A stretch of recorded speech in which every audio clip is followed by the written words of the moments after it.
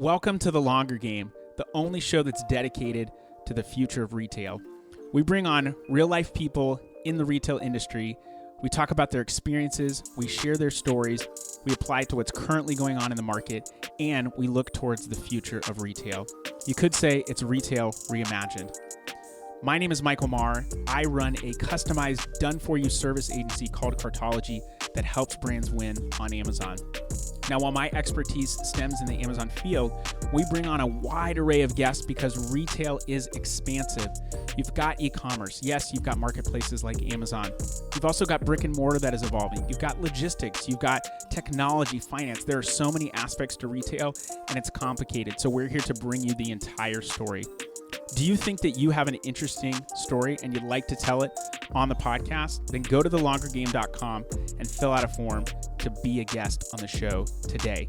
You can catch The Longer Game on any social channels: LinkedIn, Facebook, Instagram, Twitter, YouTube, and our website, thelongergame.com. We've got all awesome guests on this show, so that I will promise. Are you ready to hear more about the future of retail? Let's get down to business. Welcome, everybody, to The Longer Game, the podcast where we talk all about retail.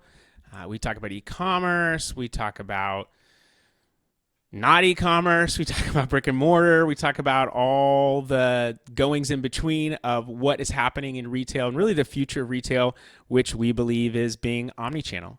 And today I have the co-founder and the head of Deduction Management Services at Vividly, Nikki McNeil, with me. And Vividly is a trade promotion management platform for CPG created by CPG founders or CPG workers, owners. I'll let you explain it a little bit better than me, but welcome to the show, Nikki. Yay, thanks. So happy to be here.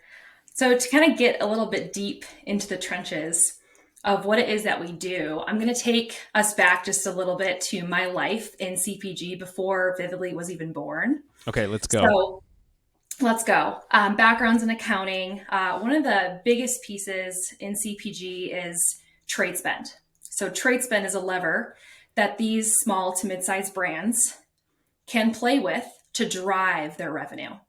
Trade spend comes in various shapes and sizes, meaning advertising, coupons, off-shelf scans, which is like a buy one, get one free. You go to the register to check out and you see your favorite gum is there. That is all that is considered to be placement. That is all trade spend. So there's a strategy that these brands are taking to ultimately drive consumer behavior, which correlates to driving revenue. And so when you are in the CPG business in the background, you are planning all the promotions that you want to run under the sun. Make sure you keep an eye on that cash because they are expensive. And then you have accounting that's coming in to actualize, right? All the promotions that are running at these various retailers, because these retailers, after they run your promotion, they're going to charge you back for them. And so you need to have accounting in there kind of looking through a microscope to make sure everything was run appropriately, on time, and in full. And so my day-to-day was in accounting and was reconciling all these transactions to hold the sales team accountable to make sure their forecast was correct. It's really easy to go south as a business fast because trade, right, kind of put it in a little bit of more of a macro level. It's roughly 15 to 30% of your total gross revenue for your business that you're running. When you're smaller, you're going to pay a little bit more to test the waters, experiment.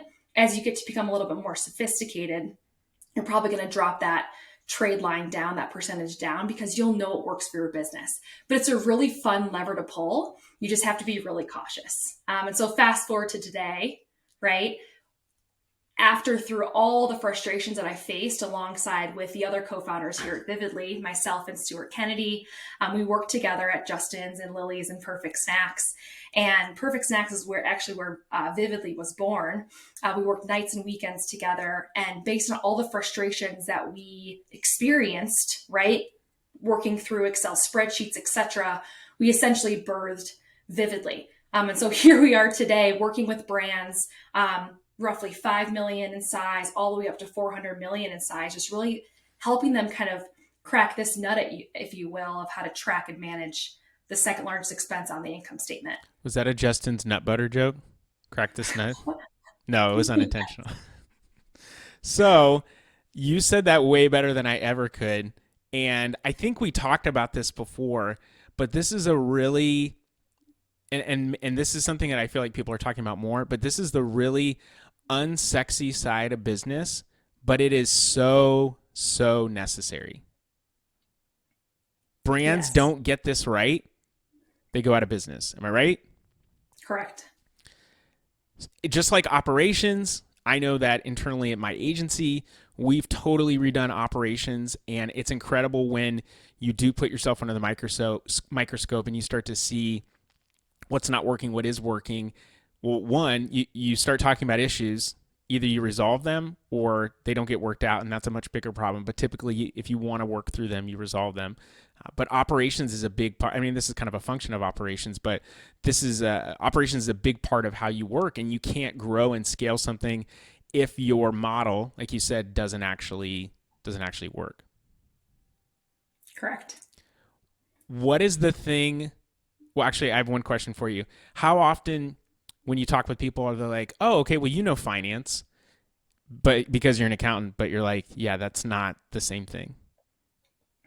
It does go hand in hand when you are a small brand just getting started, Sure. right? You don't have enough, cash to invest in a CFO and a controller and a senior accountant, etc. But to your point, right, they're two completely separate functions. Today, especially, the supply is incredibly low for accountants. It's not a sexy job. You are literally sifting through hundreds of check remittances and supporting documentation to be able to post these items into your accounting system to ultimately be able to provide financial reporting, right, for your executive staff, investors, etc. And so it is very much two completely separate roles that we are talking about here. So, what is it that people, and I feel like you said this, I was going to ask, what do people get wrong about trade spend most often? And it sounds like it really is just a matter of getting the actual numbers right, because you can say this is going to go really well, this is going to go really well, but maybe what does that customer of yours, if we're talking about like a Kroger or Target or potentially even an Amazon, what is actually getting charged back to you? Because it may look good in the forecast, but in actuality, it doesn't end up looking so hot. That's a loaded question. Well, that's why we're here. There are so many skeletons in the closet with trade. And I get goosebumps kind of thinking about this stuff because it kind of takes me back 10 years when we were burned multiple times. It all stems in your agreement that you're establishing with your distributor or your Kroger, for example, right? We have distributors and direct accounts that we are working with as a brand. And when you're joining that partnership, you really want to make sure you're reading the fine print. Yes, they are going to be a good partner. They may have a great reputation in the space, but they may be giving you maybe a higher percentage for some of these expenses that are running through in comparison to maybe your friend who has another similar brand, but actually was able to negotiate a lower rate with them, right? So that's kind of number one, is kind of fine tooth comb through that agreement to ensure you know exactly what to expect as you move forward. A couple examples, right? On the operation side of things, pack size changes. Say you go from a plastic carton to a cardboard carton, right? You need to let that particular distributor know that you're making that pack change. You need to give them ample notice. If you don't, you will be hit with some hefty fines. You'll get some chargebacks. Yes. That's one example from an operations perspective amongst a ton of other examples. Another example from more of the sales front are these administrative fees that these brands are charged. So if you work through a distributor, right, these distributors are shipping to these retailers. The retailers are billing or charging back the distributors for the promotions you run at the retailer, right? But the distributor is is kind of factoring in all the labor that it takes in to process these chargebacks, they're going to hit you as the brand with those admin fees. Those admin fees are heavily increasing now more than ever. We just got a notice from one of the top distributors in the space that they are tripling their administrative fees. Their administrative fees are just labor. Tripling. Tripling. Okay, and what was their justification for tripling the fees? I'm not saying it's not valid. I'm just saying, what is the actual justification? Yeah, so supply chain right now is definitely a sore subject for a lot of these brands, right? Gas prices are soaring. So in terms of the actual justification, a lot of it, hate to say it, is the cost of doing business. And this distributor is the monopoly. And so you either get to go with distributor A or distributor B to get to your retailer that you want, right? Because some of these retailers you cannot ship direct to. And so it is what it is. And then what you have to do as a brand is keep a close eye on that, right? To not essentially fold, like you mentioned earlier. Yeah. Or maybe pull some other deals off the shelf to accommodate for that 3x admin spend that you may be incurred. The human in me wants to start playing guessing games like, let's play Guess the Distributor, but we won't do that. I mean, it could be fun. I don't know. But yeah, we won't go down that road.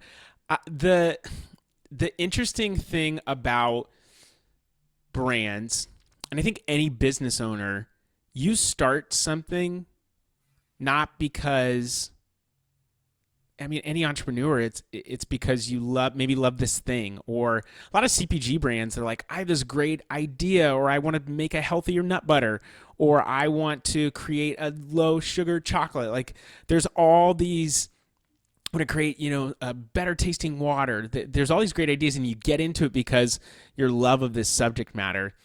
And then you get in the business and you're like, oh, I have to do business. I have to do the business side of stuff. And one of the biggest disadvantages that almost anyone going into almost any business venture is up against is you don't know what you don't know. It happens to people at Amazon all the time.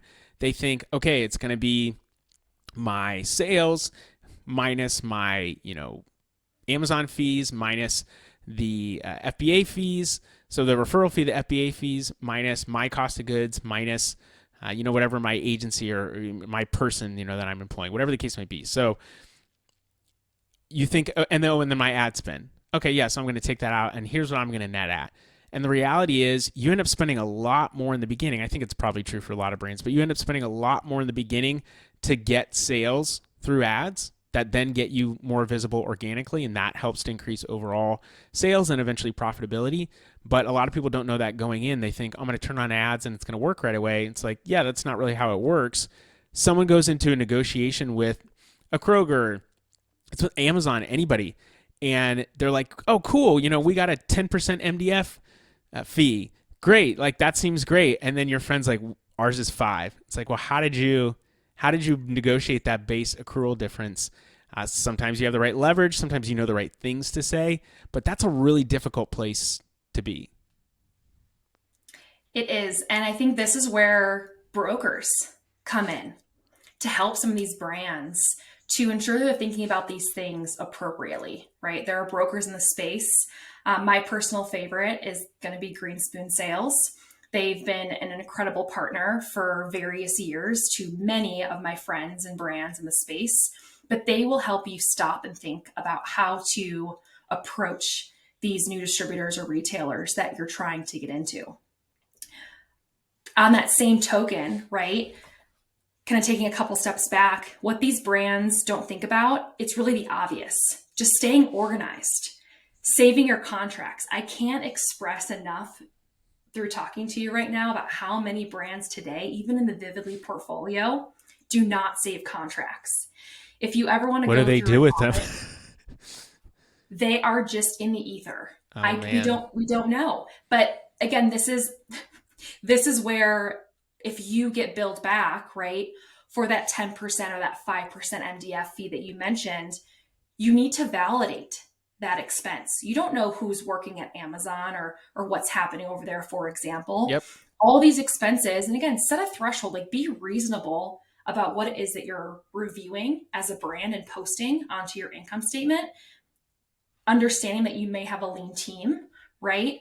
But these contracts are going to serve as proof in case you ever need to fight invalid chargebacks or invalid expenses, which happen often. There are whole services based around fighting those types of chargebacks and things. I mean, at least in the Amazon space, there are, and it sounds like for a lot of CPG brands, those chargebacks are what come out of your trade funds, right? Correct.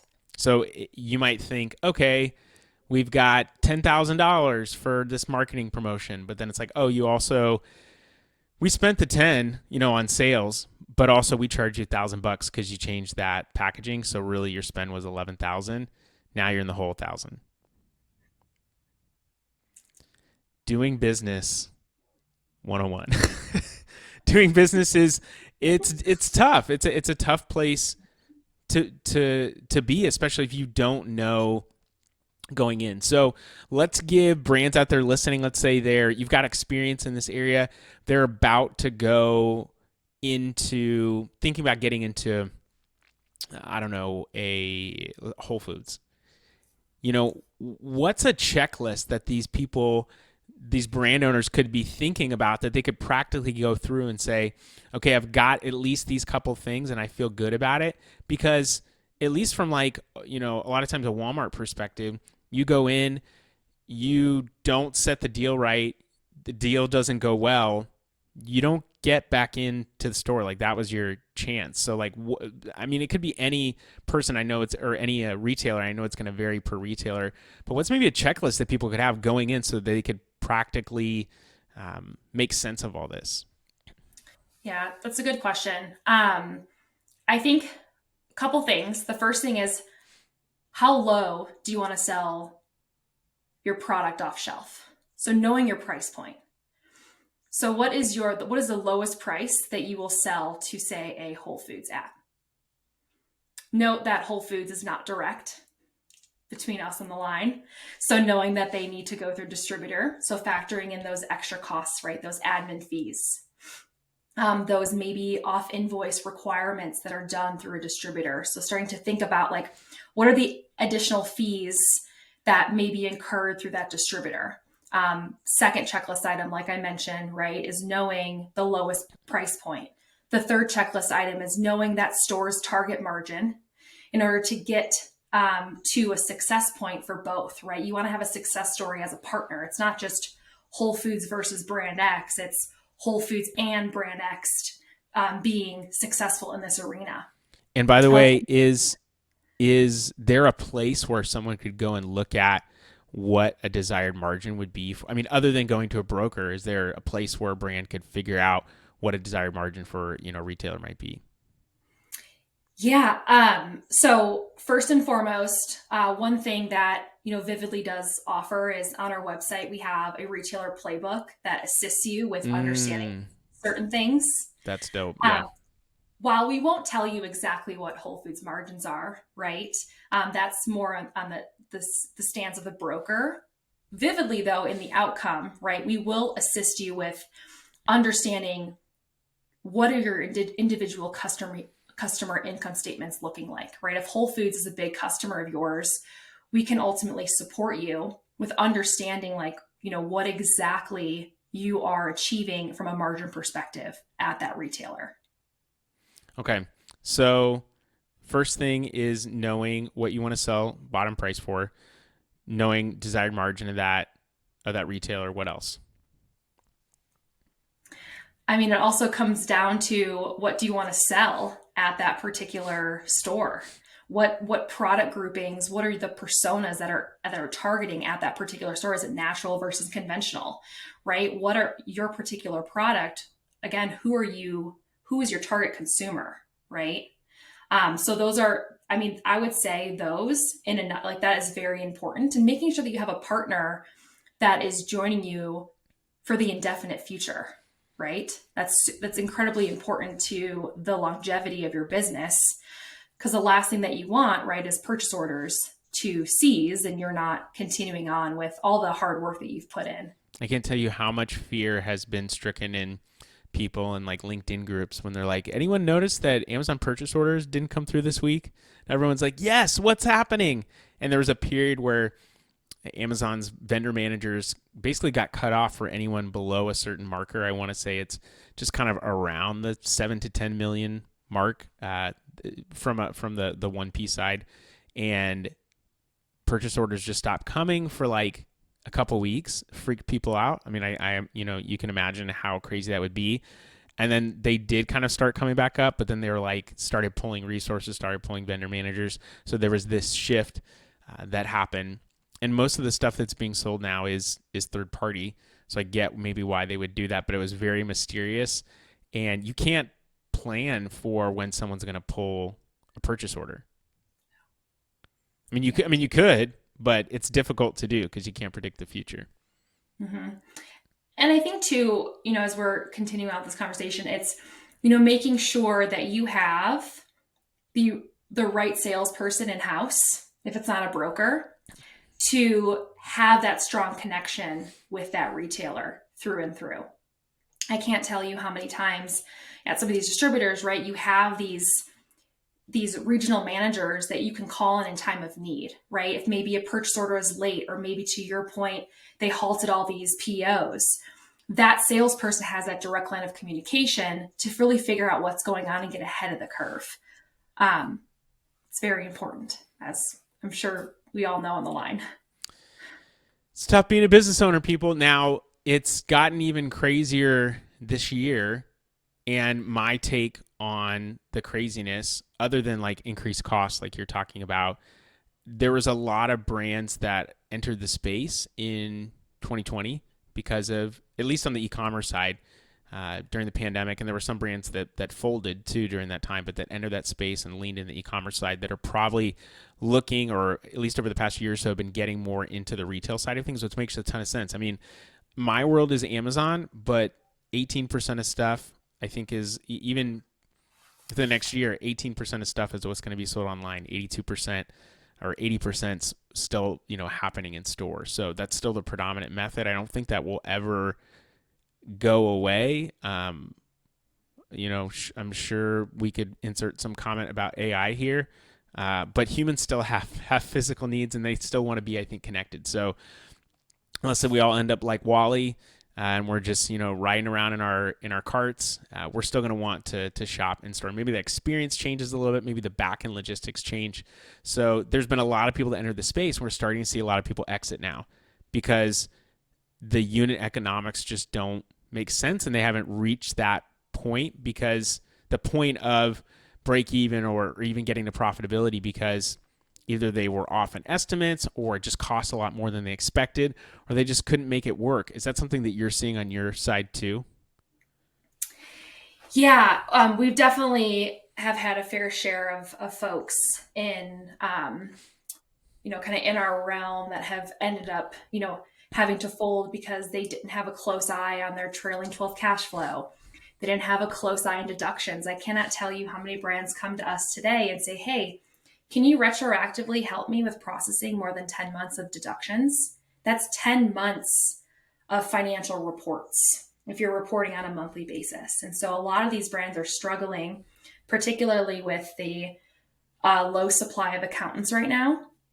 And again, you can't be that far behind. It is, once you're so deep into that hole, it affects everybody, right? Like trade spend is not just sales and accounting. It is sales, accounting, marketing, and operations, because the accountants are seeing when there are flaws or failures, I guess the synonymous terms here, within the supply chain market, right? You're getting pinged for short shipment deliveries to these retailers. You're getting pinged with damages, etc. And so you have to keep a close eye on these chargebacks that are coming through. Again, 15 to 30% of top line, right? And that goes for e-commerce or not. Like e-commerce, while there's less trade associated with it, right? You just have kind of your subscribe and saves.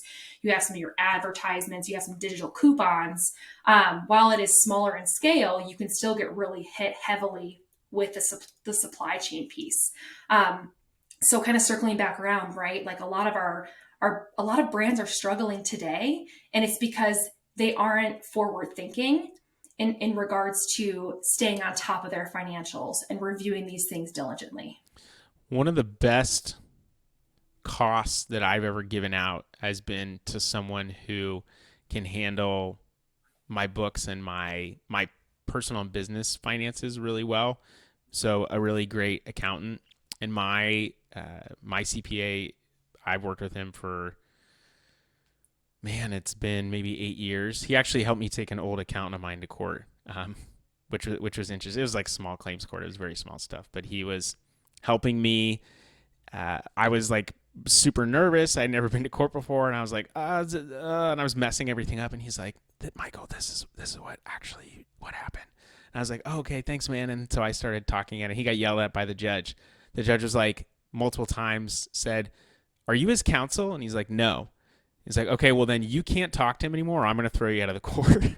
And later we laughed because I did end up winning. It was a very small amount, talking about a couple $100, but it was a really big deduction that got missed. And I just asked for my filing fees back. That was it. I felt like it was pretty reasonable. And the interesting thing is the accountant in court, my old one, said, my job is just to do the taxes and they're responsible for knowing stuff. And my accountant said, my job as an accountant is to make sure that my clients pay no more than they have to in taxes. Nobody wants to pay more than they're supposed to. So my job is to make sure that happens. Really cool dude.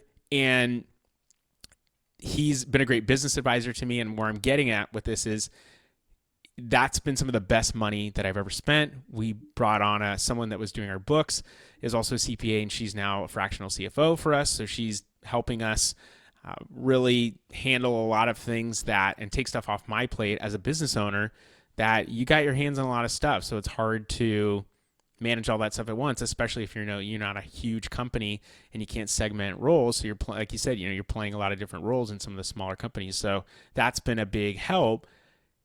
I think there's also, let's dispel some accounting myths. It's an unsexy space, but I know a lot of cool accountants out there. My CFO, she's awesome. My accountant is pretty sweet. What's the ruling? Are accountants really boring, or are they just smart people because they picked a really boring profession to a lot of people, and so they're able to make bank in that in that area? Tell me. The accountants are able to cover you in time of need, right? They are heavily looking at your financials, and they're identifying when these invalid expenses come through. Definitely some myths with accountants, right? My uncle was an accountant. I'm an accountant, and it's something that is, there's really no gray area in accounting, which is nice. It's very black and white, which most folks like, right? There's an expense that comes through, it has to pair against a budget, right, and that's it. If you come in over or under, there's the storytelling component of why, what happened. You're really able to understand internally, right, who maybe missed that promotion that ran at Whole Foods that was 6 figures. We got billed back for Ouch. 6 figures. That sounds like a real story, by the way. It is a real story. I could tell. $200,000 deduction for something that was incorrectly submitted. Accountants uncovered it. We highlighted it. We flagged it. Guess what? It never happened again. And guess what? That person was talked to. And I guarantee that person is never going to make this mistake. Oh, for sure. Life. For sure they won't. If they want to keep the job, that is. True. But I think, there are so many accounting services organizations out there. There's a lot that are coming up recently, particularly due to this low supply. And it's crucial if you want to succeed in the space, right? Staying organized, bringing in a partner that can sift through the dirty for you, right? And posting these things timely and not being in arrears. It's not fruitful to you. That would be a great tagline, by the way. We sift through the dirty. We sift through, ooh. Awesome. Take it and run with it. I got plenty of ideas. It doesn't mean I'm going to put them all in action. Be a great I would wear that t-shirt like vividly. We sift through the dirty. And people would be like, what the heck is that? I'm like, trade promotion management platform. You interested? I'd wear that to trade shows. It's good. That's good. There's Expo East is actually coming up this week in Will Philadelphia. you guys be attending that? We will be attending that. Seems like Not your crowd. It is our crowd. I mean, you can't go wrong.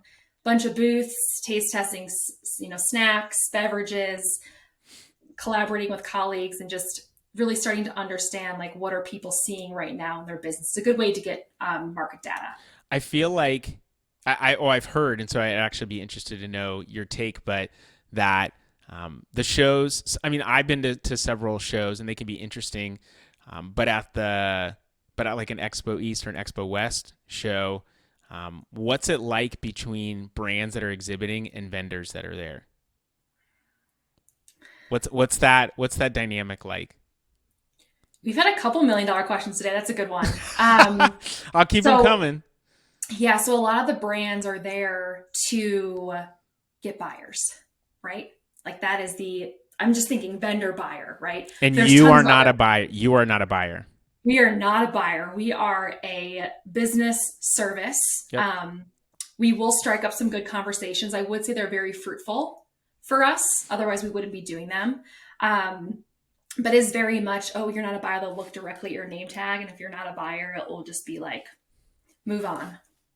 That's funny because, Nikki, I've heard that exact same thing from an agency owner. They said people would see like the color of the tag and they're like, great. And then they move on to the different person. But I feel like as a co-founder, there's probably a little bit of a sales element in what you're doing. I mean, this is kind of like, this is marketing, but there's a little bit of a sales element. And I think people don't like the idea of being sold to, but we all need to sell something.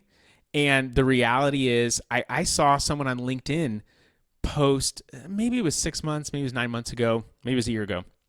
But they said, to all I think it might've been when Expo West happened, to all my food founders out there, best of luck going out there. Agencies, whatever, vendors out there, don't spend a lot of time with these people. They're not there to talk to you. We're here to get buyers or something like that. Basically what you said. And what I interpreted that as is, don't sell to me. I'm trying to sell to somebody else. Because that's what we're talking about here. Everyone's selling something. They're selling their product to a buyer so that they can get those POs, they can get the sales, but inevitably they're going to need someone like you at a certain point. And so people don't like to be sold to, but if you know that you can help somebody, I think you owe it to yourself to talk about what you're doing, but you have to frame it in a way that gets people to care about. And what do people care about most? They care about themselves. I was going to say revenue. Yeah, but that's themselves. So if you walk in like, hey, hey, how are sales going? Oh, cool. The conversation gets oriented around them. I imagine you're going to get some people like, get the hell out of my booth. I'm sure that's going to happen. Got to be okay with some rejection, but the conversation's oriented around them. You get them talking. People love to talk about themselves. 100%. Spot on. I think too, at Expo East, I actually take my Vividly hat off when I'm at Expo East, because I didn't just build this software because I was just bored. Yeah. I did a CPG life. Like, I knew that there was a space for this software in other small to mid-size brands. And so I like to talk to these brands to learn about what are they currently facing today? Yes, it's a little bit of a sales pitch. Usually I'll hand them some free swag after to thank you for their 3 minutes of time. Quick connect on LinkedIn. I will say the CPG community is so big, but yet so small. Yeah. And so you got to be really sensitive and careful with those bridges and who you talk to. So another, tidbit of it is just growing lifelong friendships and just strengthening the community inside and out is another side little piece that I like to always mention. I think getting insight from people can be super helpful. And even if you do have something to sell, if you're going up and just saying, hey, let me help you with something, and you don't know what someone's problem actually is, then you're selling yourself out of an opportunity. And as much as I think people people don't continue to buy from someone just because they have a great relationship. We could have a great relationship. If your service sucks, if whatever you're selling sucks, I'm not going to keep buying it. But if I do know you and I know that something, I've talked to you multiple times, I know that an opportunity comes up, you are laying groundwork for, hey, I have something that could help you, and let's talk about that when that time does come. Building a little bit of foundation, but also that's like a part of networking too, and being in a community is like, oh yeah, I've seen you at this other show before. There's partners, as in other partner companies that I've started working with just because I met them at a show, and that's been super fruitful. Yes, we recently just turned on a partnership section at Vividly that's been so fruitful to our growth, right? I mean, you can try to build everything under the sun, even talking about the brand level, right? You can try to build everything in-house, but they have brokers out there, right? They have packaging experts to help you, try to get the most eco-friendly packaging, right? They have certifications out there that you can subscribe to become, the next, best certified brand. And so I definitely, employ these individuals to think about partners in the space and how going to these events, to your point, allows you to just be able to become best in class in so many ways. What's the biggest takeaway that you want people to get from trade promotion management? The biggest takeaway from trade promotion management, or maybe okay, start early. Start early. Know how much cash you have to throw into the experiments, and know the outcome of playing with trade and using it a lever will allow you to gain so much more insights on your personas and what you need to focus on year over year. Because you're going to repeat those buy one, get ones next year. If you notice a 5x ROI on that particular promotion during your candy bar sale in Halloween. So start early on, save your contracts is another one. Okay, so start early, save your contracts, go deep or go wide?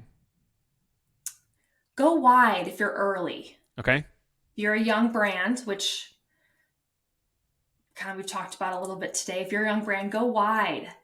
Take a little, do a little bit of a test here and there and see what works. Is it a scan back? Is it a recurring MCB? Is it going to be ads in these particular months because your product is seasonal, hot dogs versus ice cream, what have you? And get the right partners to help you think through those things strategically. Hot dog ice cream, is that a good idea? And I was thinking of summer. I like it. I like where we're going with this. All right, Nikki, this has been awesome.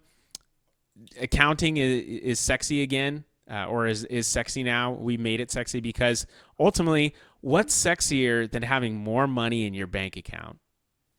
You might be able to buy something flashy, but when they come to repossess it, that's not very sexy. Am I right? Right. It's not. That's not a fun place to be. Now, I've never been had to be in that situation because I've also never had a bunch of cash where I've just laid it out. And there's actually a show on MTV, I think it was. I don't even know what shows MTV has, but it was called I Blew a Bag, and it's like music stars, or it could be athletes too, just talking about how they blew their bag of money that they had. It's interesting to see, because if you don't have money, as soon as you get money, if you don't have the principles behind using it well, it's really easy to spend it, which is why I think there's a lot of athletes that when they first get out there, that maybe they make their first $1 million, and $1 million seems like a lot of money because it is a lot of money, but it's really easy to drop it on, parties or on expensive stuff. You could easily go to Vegas and spend $10,000 on bottle service for I think Woodford Reserve bourbon, or Jack Daniels. You can spend a lot of money on stuff that you don't need to. So if you don't have the right understanding of how to use that, it can be easy to blow the bag. All right. So if people want to find you, where would they find you? Incognito at Expo East, pretending to be a brand? I'm just kidding. Or maybe blowing a bag yourself. Where can people find out more about what you're doing? Everything under the sun. Definitely check us out on govividly.com, as well as LinkedIn. Nikki McNeil, send me a DM. happy to put you in contact with the right folks. And thanks for having me today. This was fun. Yeah, thanks for coming on. We'll have all links to your profile to go Vividly in the notes of pretty much any platform that this is on.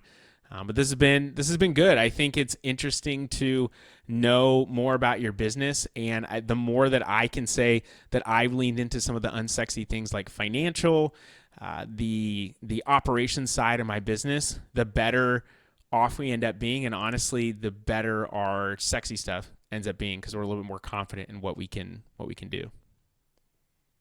All right, everyone, that's it. We're done with the show. Get the hell out of here. All right, that was the show. What did you think? That was the longer game. We would love for you to share the show with other people and to leave us a review of the show. So go to iTunes, go to Spotify, even go to YouTube, comment, leave a review, and share this on any social channels that you are active on and wherever you have influence. We want to share this story and stories like it to as many people as possible. Do you have a compelling story and do you want to come on the podcast and talk about it and you're in the retail industry? Then go to thelongergame.com, fill out a form, and we will contact you about coming on the show. You can find us on any social channels, Instagram, LinkedIn, Facebook, Twitter, and you can go to our website, thelongergame.com, to actually read all of these episodes in blog form in text, because we know not everyone's going to listen. This podcast is brought to you by my agency, Cartology. We are a customized, done-for-you service agency that helps brands win on Amazon. It is super complex selling on the Amazon Marketplace. We help simplify that for you. This podcast is also brought to you by Podcastify Me. They are a full-service podcast production company that designs podcasts around people who are paid for their advice. That is coaches. If you want someone to help create, strategize, and distribute your podcast to the masses, go to podcastify.me to find out more. I've so enjoyed that you've been a part of the conversation and that you've given of your time to hear these people's stories. We'd love for you to share. If you want to find out more, just go to thelongergame.com. Hope you have a great rest of your day. Stay blessed. And until next time, cheers.